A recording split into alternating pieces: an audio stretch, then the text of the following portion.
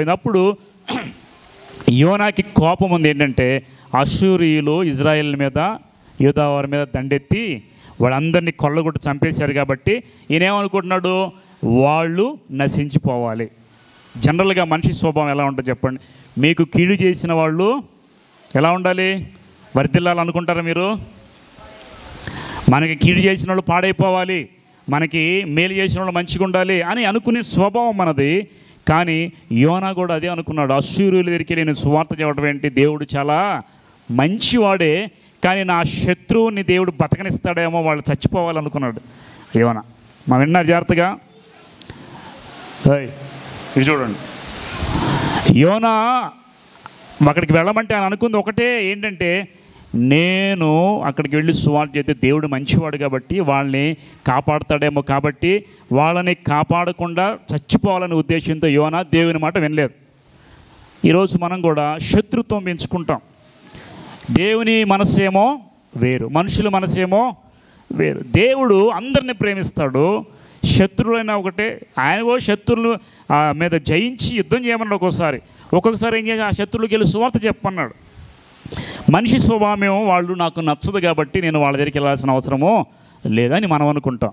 యేసుక్రీస్తు వారిని సిలువేసేటప్పుడు వారందరూ యేసుక్రీస్తుని సిలువేస్తూ ఉంటే యేసుక్రీస్తు వారు ఏమన్నారు? ఒక మాట చెప్పండి, మీకు అంతే ఉండాలే, మీరు నశించిపోతారు, చూడండి మరలా వస్తాను, మీ అంతు చూస్తాను అన్నాడు దేవుడు. ప్రభువా, తండ్రి వీరు ఏమి చేయొచ్చున్నారు, వీరు ఎరుగురంగా వీరిని. ఇది దేవుని యొక్క మనస్సు. దేవుడు ఏంటంటే అందరూ ఆయన బిడ్డలే కాబట్టి శత్రువును కూడా ప్రేమించి వాళ్ళు కూడా సువార్త చెప్పి రక్షించాలని అనుకున్నాడు. కానీ ఆ మాట యోనాకి నచ్చలేదు. అందుకే యోనా అడ్డం తిరిగి నేను మాత్రం వెళ్ళే దేవుని మాట విన్నాడు. అసలు బైబిల్ వాక్యం చూద్దాం ఒకసారి, చూడండి. యోనా గ్రంథం 1వ అధ్యాయం చూడండి ఒకసారి. యోనా గ్రంథం 1వ అధ్యాయంలో యెహోవా వాక్కు అమిత్తయి కుమారుడైన యోనాకు ప్రత్యక్షమై ఇలాగూ సెలవిచ్చెను, నినివే పట్టణస్థుల దోషము నా దృష్టికి ఘోరమాయను గనుక నీవు లేచి నినివే మహాపట్నం పోయి దానికి దుర్గతి కలుగునని ప్రకటించి. ఏం చెప్పాడు చూడండి, యెహోవాకు అమిత్తయి కుమారుడైన యోనాకు ప్రత్యక్షమై ఇలాగ సెలవిచ్చింది. ఏమని? నినివే పట్టణస్థుల దోషం నా దృష్టికి ఘోరమాయను. ఇదే మాట దేవుడు చాలాసార్లు చెప్పాడు. ఫస్ట్ దేని చెప్పాడు చెప్పండి? నోవాహు ఉన్న కాలంలో జలప్రళయం వచ్చే ముందు దేవుడు నోవాహుతో చెప్పాడు, ఈ పట్టణస్థుల దోషం నా దృష్టికి బహుఘోరంగా, నేను ఆ పట్టణాన్ని నాశనం చేయబోతున్నాను, కాబట్టి నువ్వు వెళ్ళి ఓడగట్టుకో అంటాడు. నరులు చెడుతనం ఎక్కువైపోయిందంట. దేవునికి విసుగు చెంది ఎలాగైనా నాశనం చేద్దాం అనుకున్నాడు. ఇప్పుడు దేవుని దృష్టిలో వాళ్ళు దోషులైపోయారు. ఆ దేవుడు ఏమనుకున్నాడు? నాశనం చేద్దాం అనుకున్నాడు. నినివే పట్టణస్థుల దోషము దేవుని దృష్టికి ఘోరమైన కనుక నినివే పట్టణానికి పోయి దాన్ని దుర్గతి కలుగునని. ఏం చెప్పాడు? దుర్గతి కలుగంటే పట్టణం నశించిపోద్దని ప్రకటించే అన్నాడు. అప్పుడు తర్వాత ఏం జరిగింది చూడండి.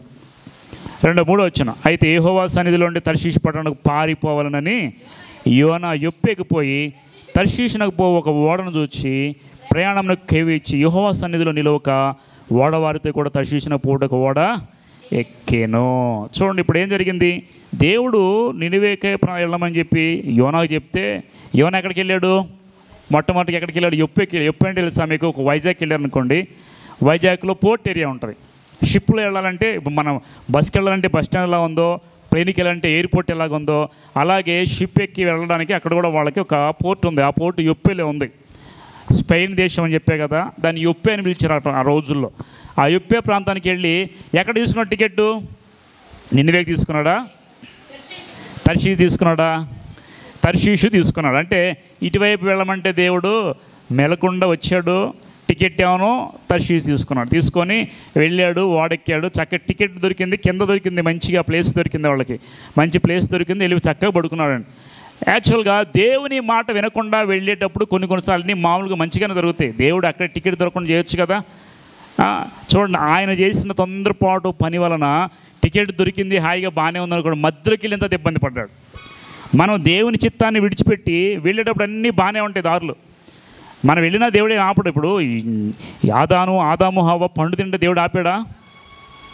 దేవుడు మనిషికి స్వతంత్రం ఇచ్చాడు, అది వాళ్ళ ఇష్టం. అదిగో పండు తింటే చస్తావు, తినకపోతే సంతోషంగా ఇందులోనే ఉండి నువ్వు ఏలతావని చెప్తే వాళ్ళు వెళ్ళి పండేది. కానీ దేవుడు వచ్చే సమయంలో వారిని ఆపల. కారణం ఏంటంటే వాళ్ళకి స్వతంత్రం ఇచ్చాడు, మంచి చెడు తెలియజేశాడు. కాబట్టి ఈ విధంగా వాళ్ళు తప్పు చేసి ఏం చేశారంటే మధ్యలోకి వెళ్ళిపోయి మరణాన్ని తెచ్చుకున్నారు. ఇక్కడ కూడా వెళ్ళేటప్పుడు యోనాను దేవుడు ఆపలేదు. దేవుని చిత్తముకు వ్యతిరేకంగా లేచి టికెట్ కొనుక్కున్నాడు, తర్షీష్కి వెళ్ళిపోయాడు, ఓడెక్కాడు, ఆమరంలో చక్కగా నిద్రపోతున్నాడు. ఆ ఓడ మధ్యలోకి తెలుసా ఆయనకి గాలివాన వస్తుందని? తెలుసా? దేవుని చిత్తానికి వ్యతిరేకంగా వెళితే మంచి జరిగిద్దా చెడు జరిగిద్దా? మీరు చెప్పండి.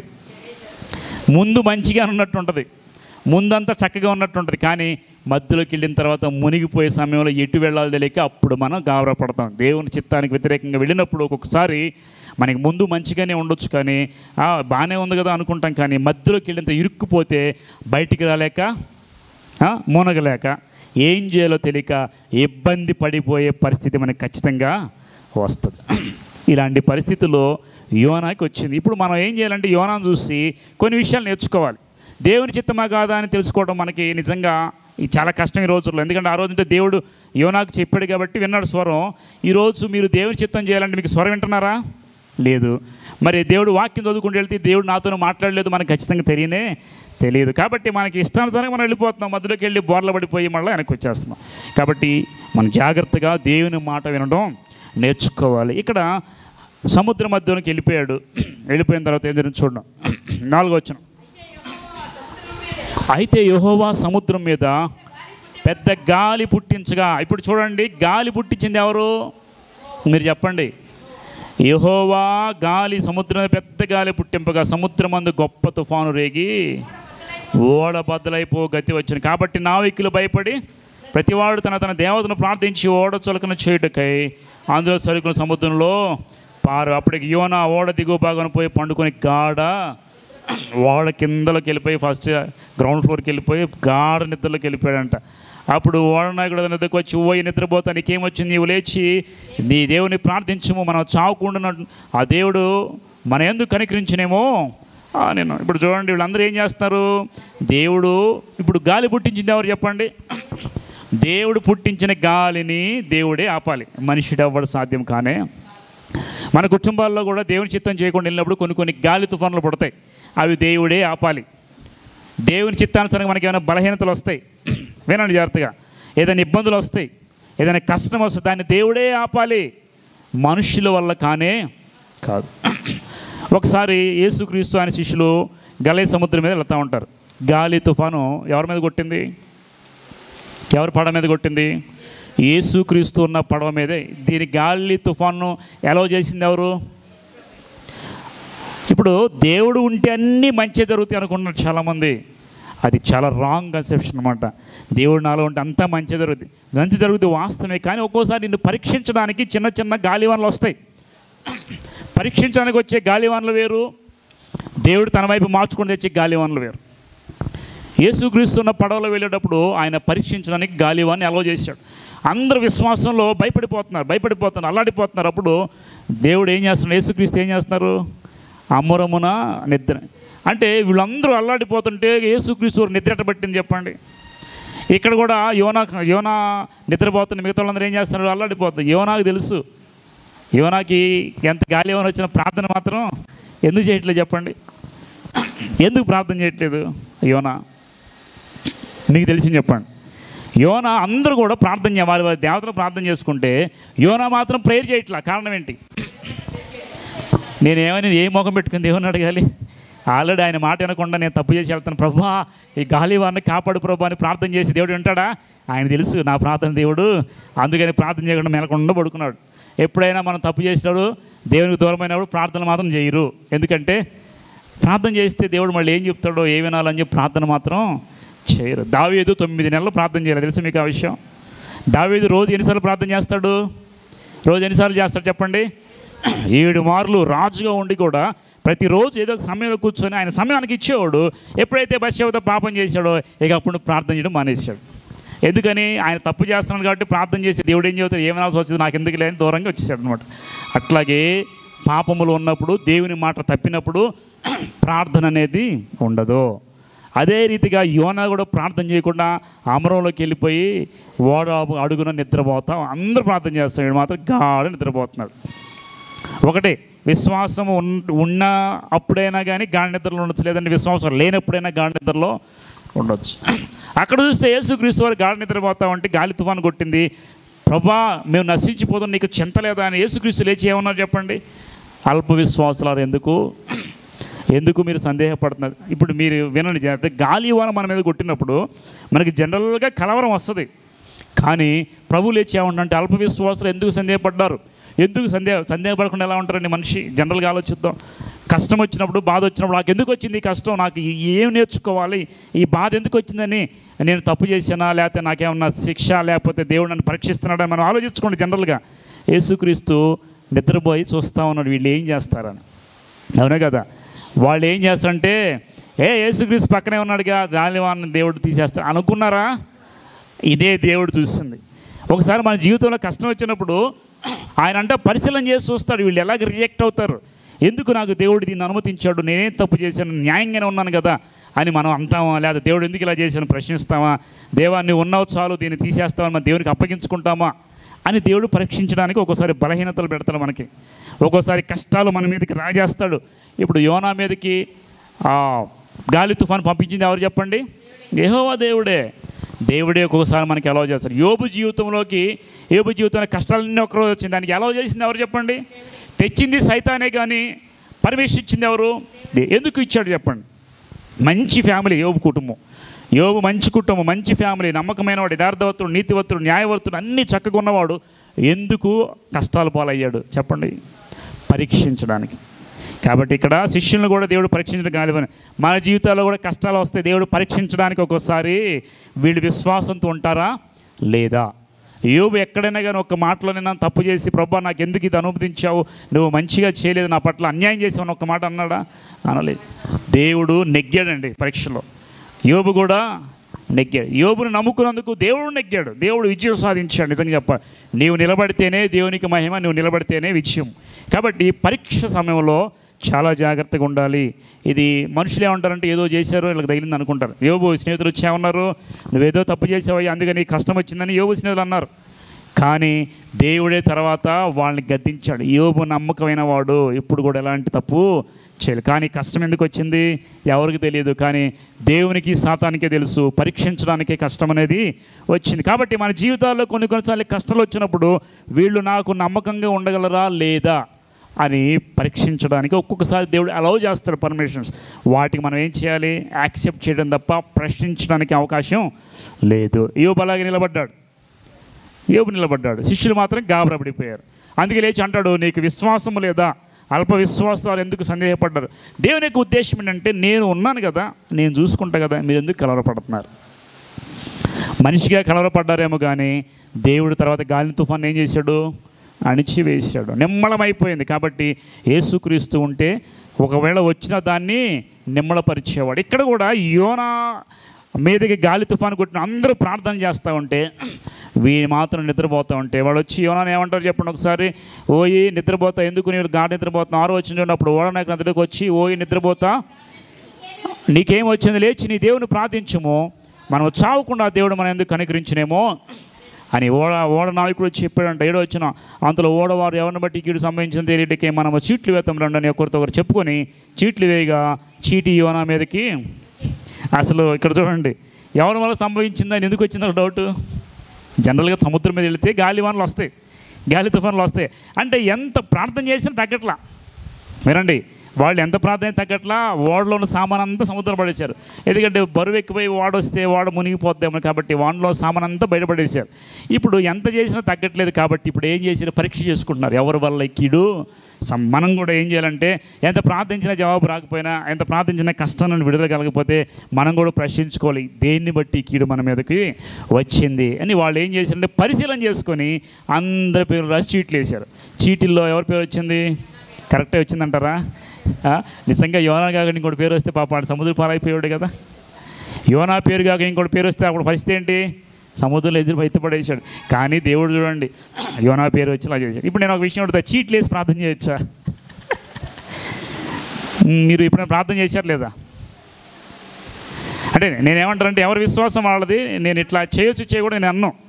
ఇప్పుడు బయట ప్రార్థన చేస్తున్నారు, అట్టికాయలు తింటే పిల్లలు పుడుతున్నారు, కాయలు తింటే పిల్లలు పుడుతున్నారు. నేను వాళ్ళని కూడా నేనేమన్నా, ఎందుకంటే నీకు విశ్వాసం నమ్ముట నీ వల్ల అయితే నమ్మని సమస్తము సాధ్యమే. అట్టికాయల వల్ల పిల్లలు పుట్టరు, కానీ విశ్వాసంతో వాళ్ళు దేవుని నమ్మి ఏదో తీసుకుంటారు. దాని గురించి నేను కామెంట్ చేయను. కానీ ఇక్కడ చీట్లు వేయటం అనేది ప్రార్థనలో కరెక్టా కాదా? చీట్లు ఎక్కడెక్కడ వేసారు బైబిల్లో? 3 చోట్ల చూద్దాం. యేసుక్రీస్తుని సిలువకి ఎక్కించినప్పుడు ఆయన వస్త్రాలు తీసి చీట్లు వేసుకున్నారు.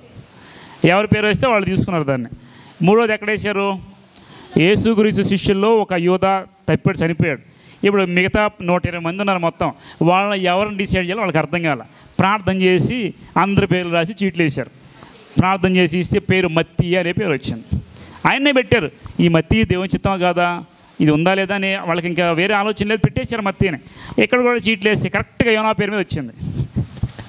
ఇప్పుడు మన సంఘంలో కూడా ఏదన్నా పోయింది, ఎవరు దొంగ తెలియాలి అని అందరి పేర్లు వేసి ఒకటి తీసామనుకోండి, నిజంగా తెలియదు. పరిస్థితి ఏంటి? మీరు చెప్పండి. చీట్ల మీద డిపెండ్ అవ్వచ్చు, అవ్వకూడదా? ఏమంటారు చెప్పండి?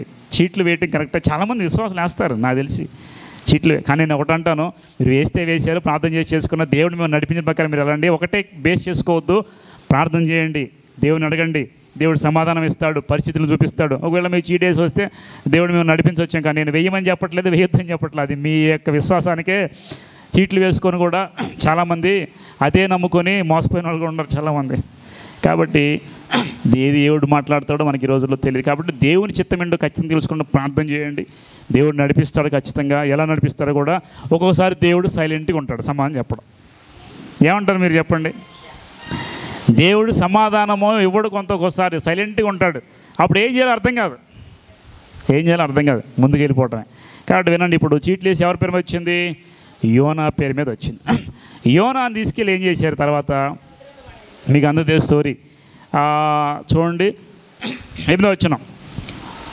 చీటీ యోనా మీదకి వచ్చింది కదా. కాబట్టి వారు అతను చూచి, ఎవరిని బట్టి కీడు మాకు సంభవించిన ఈ వ్యాపారం ఏమిటి, నువ్వు ఎక్కడి వచ్చి, నీ దేశమేమో, నీ జనమేమో, ఈ సంగతి అంతా మాకు తెలియజేయ. ఇప్పుడు ఆయన అడుగుతున్నారు, నీ బయోడేటా చెప్పు బాబు, ఎక్కడ వచ్చావు, ఏంటి అసలు అని చెప్పి అడిగితే, అందరు వారితో 9వ వచ్చినట్ల, నేను హెబ్రీయుడను, సముద్రమునకు భూమికి సృష్టికర్త ఆకాశమందు దేవుడైన యెహోవా యందు నేను భయభక్తులు గలవాడినై, తాను యెహోవా సన్నిధిలోండి పారిపోచున్నట్టు అతడు ఆ మనుషులకు తెలియజేసి ఉండను కనుక వారు ఆ సంగతి తెలుసుకొని మరింత నీవు చేసిన ఈ పని ఏమని అతను అడిగి, అప్పుడు వారు సముద్రం పొంగుతున్నది, తుఫాను అధికమవుతున్నది, సముద్రం మీదకి రాకుండా మా మీదకి రాకుండా నిమ్మళించినట్లు మేము నీకేమి చేయవాలని అతను అడుగగా, యోనా, నన్ను బట్టి ఏ గొప్ప తుఫాను మీ మీదకి వచ్చినని నాకు తెలిసి ఉన్నది, నన్ను ఎత్తి సముద్రంలో పడవేయడు. అప్పుడు సముద్రం మీ మీదకి రాకుండా నిమ్మళించినని అతడు వారితో, వారు ఓడను దరికి చేర్చుటకై తెడ్లను బహుబలంగా వేసిరి, కానీ తమకు ఎదురైన తుఫాను బలము చేత సముద్రము పొంగి ఉండటం వలన వారి ప్రయత్నము వ్యర్థమాయను. కాబట్టి వారు యెహోవాని చిత్త ప్రకారము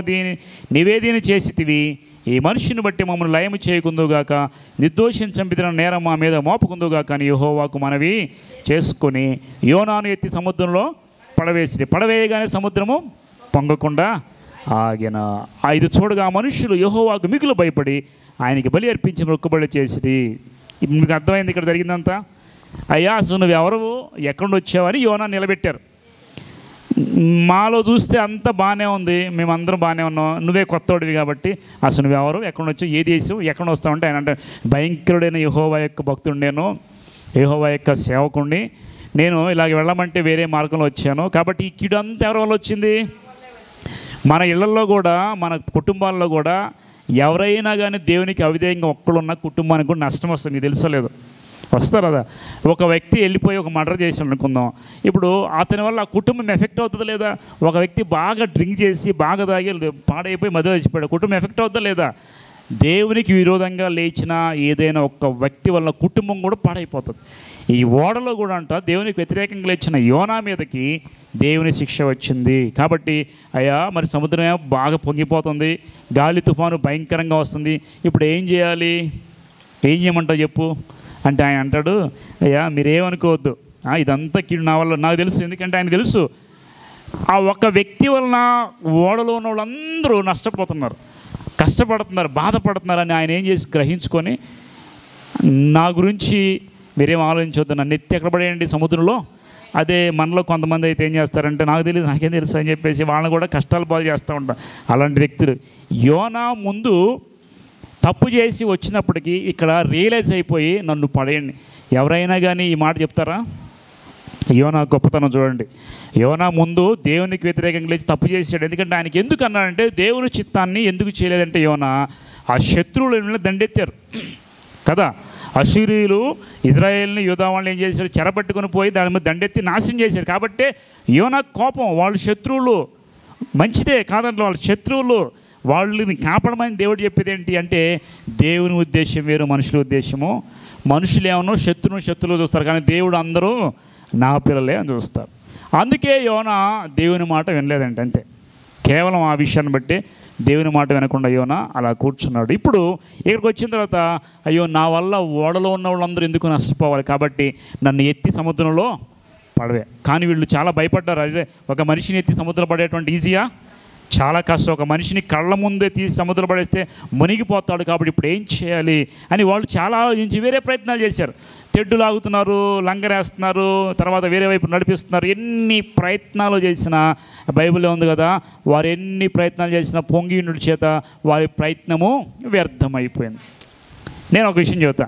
దేవుడు ఒక బలహీనత మనకు పెట్టాడు అనుకోండి, దేవుని దగ్గర ప్రార్థన చేసి అడగకుండా మనం అన్ని చోట్లకి వెళ్ళి అన్ని విధాలుగా తిరుగుతూ ఉంటే మీరు ఎక్కడికి వెళ్ళినా కానీ దానికి జరగనే.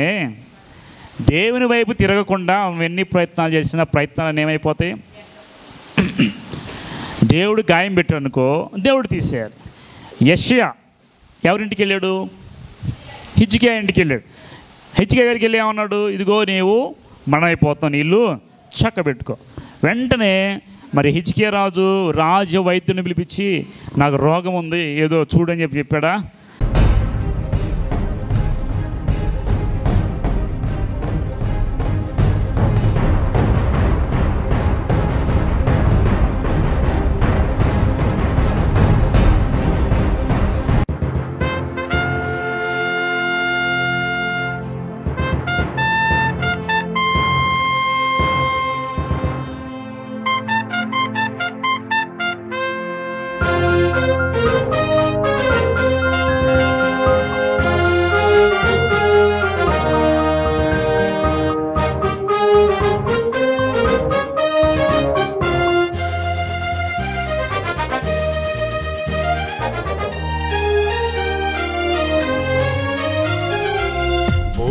శబ్దముతో వేవేల దూతలతో, పూర శబ్దముతో వేవేల దూతలతో, మేఘాల మీద యేసు వచ్చుచున్నాడు. మేఘాల మీద యేసు వచ్చుచున్నాడు. ఏ దినమో ఏ గడియో ఏ జామున వచ్చునో, మెలకువగా నుండి నీవు యేసుని చేరుమా. ఏ దినమో ఏ గడియో ఏ జామున వచ్చునో, మెలకువగా నుండి నీవు యేసుని చేరుమా. పూర శబ్దముతో వేవేల దూతలతో, పూర శబ్దముతో వేవేల దూతలతో,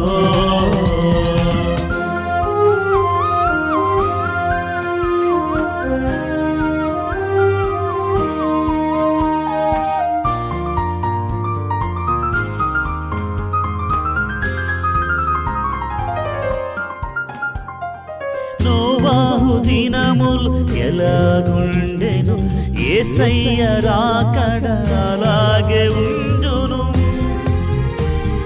నోవాహు దినములు ఎలాగుండెను, యేసయ్య రాకడ అలాగే ఉండును. పాపము బహు విస్తరించి సువార్తనే విడిచి, తినుచు త్రాగుచు పెండికిచ్చుచు దేవునినే మరచి, జల ప్రళయము వచ్చి వారిని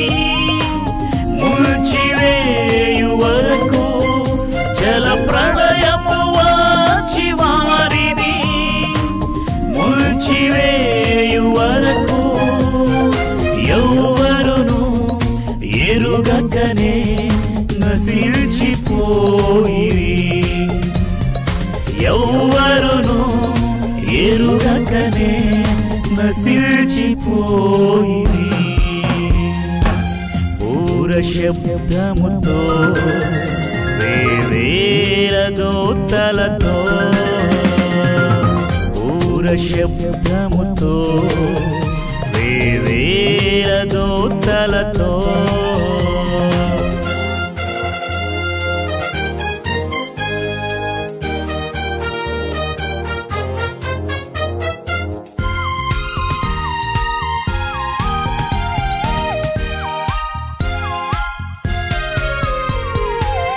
రెప్పపాటులో ఉన్న చోటునే ఎత్తబడెదవు సిద్ధపడినచో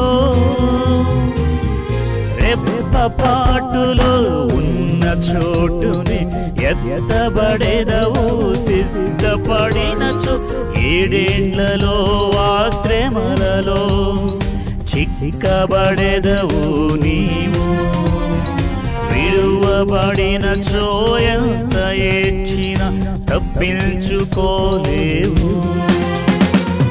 సమయము నీకుండగానే మార్చుకో జీవితం సమయము నీకుండగానే మార్చుకో జీవితం బుద్ధిగల కల్యకవై సిద్ధపడుము నీవు బుద్ధిగల కన్యకవై సిద్ధపడుము నీవు పూర శబ్దముతో వేవేల దూతలతో పూర శబ్దముతో వేవేల దూతలతో మేఘాల మీద యేసు వచ్చుచున్నాడు మేఘాల మీద యేసు వచ్చుచున్నాడు ఏ దినమో ఏ గడియో ఏ జామున వచ్చునో మెళకువగా నుండి నీవు యేసుని చేరుమా ఏ దినమో ఏ గడియో ఏ జామున వచ్చునో మెళకువగా నుండి నీవు యేసుని చేరుమా పూర శబ్దముతో వేవేల దూతలతో పూర శబ్దముతో వేవేల దూతలతో